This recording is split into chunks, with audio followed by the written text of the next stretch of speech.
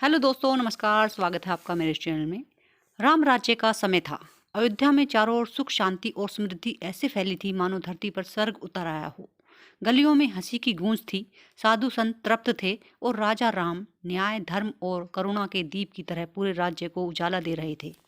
ऐसे में किसी को कल्पना भी न थी कि एक दिन राजा प्रसाद के द्वार पर हृदय विदारक घटना घटेगी। एक बूढ़ा ब्राह्मण अपने इकलौते मृत पुत्र को बाहों में उठाए राजा प्रसाद के सामने आ खड़ा हुआ। उसका चेहरा शोक में विह्वल था। वह बोला, बेटा, ऐसा कौन सा पाप मैंने किया कि मुझे आज इस अकाल मृत्यु का भागी बनना पड़ा। निश्चय ही यह मेरे राजा का दोष है। अगर राज्य में किसी निर्दोष की मृत्यु हो जाए तो उसके पाप का हिस्सेदार राजा भी बनता है। हे रघुनंदन, अब मैं भी अपनी पत्नी सहित प्राण त्याग दूंगा। तब महाराजा श्री राम पर बाल हत्या, स्त्री हत्या और ब्रह्म हत्या 3 पाप एक साथ चढ़ेंगे।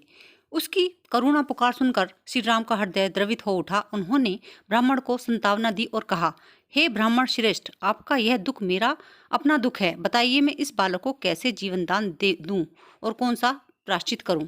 तभी सभा में देवऋषि नारद जी प्रकट हुए। वह मुस्कुराते हुए बोले, रघुनंदन, इस बालक की अकाल मृत्यु का कारण साधारण नहीं है।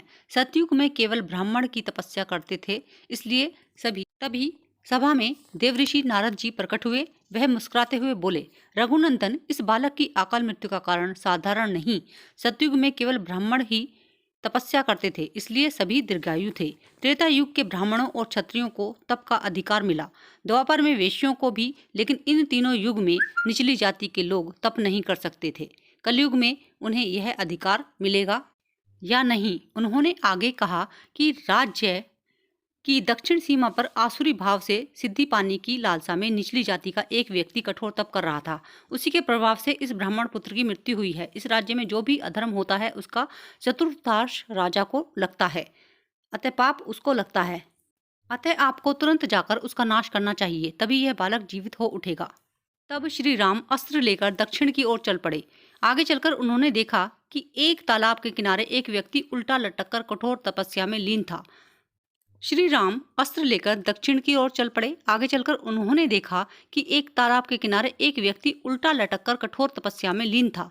श्री राम उसके पास जाकर बोले, मैं दशरथ नंदन राम हूँ। बताओ, तुम क्यों तप कर रहे हो? तुम कौन हो? तपस्या कैसे कर रहे हो? राम की बात सुनकर तपस्वी ने आंखें खोली और कहा, मेरा नाम शंभुक है।